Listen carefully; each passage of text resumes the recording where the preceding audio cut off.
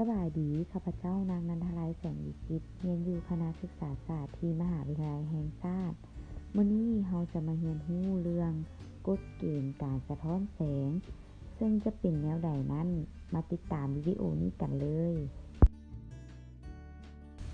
ปรากฏการณ์ที่เกิดขึ้นเมื่อเยื้องแสงผ่านสภาพแวดล้อมหนึ่งเข้าสู่สภาพแวดล้อมอื่นเรามีไฟฉายแม่นวัตถุที่หมายด้วย A เยื้องแสงใส่หน้าน้ำจุด B ที่หยุดนิ่งดีจะสังเกตเห็นว่าแสงเกิดมี2ภาคส่วนคือภาคส่วนที่1กลับคืนสู่สภาพแวดล้อมเดิมคือ A กระทบใส่ B สะท้อนกลับหมายด้วย C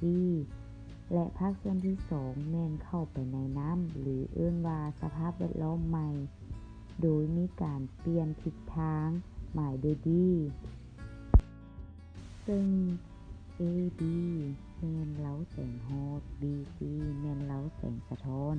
และ BD แม่นเล้าแสงหักเมื่อเราสังเกตดีๆเห็นว่าแสงเคลื่อนขยายอยู่สภาพแวดล้อมที่2แสงจะหุงคอยก่อนเก่าในกรณีนี้แสงสว่างถูกกลืนแสงเปลี่ยนเป็นพลังงานรูปอื่น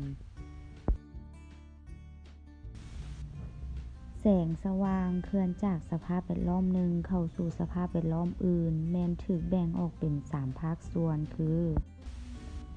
สะท้อนแสงหักแสงและกลืนแสง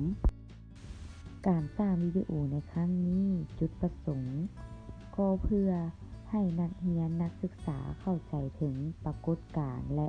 กฎเกณฑ์การสะท้อนแสงขั้นพื้นฐานสามารถนำใช้ความเข้าใจจากคลิปนี้ไปหมุนใช้ในบทเรียนที่เกี่ยวข้อง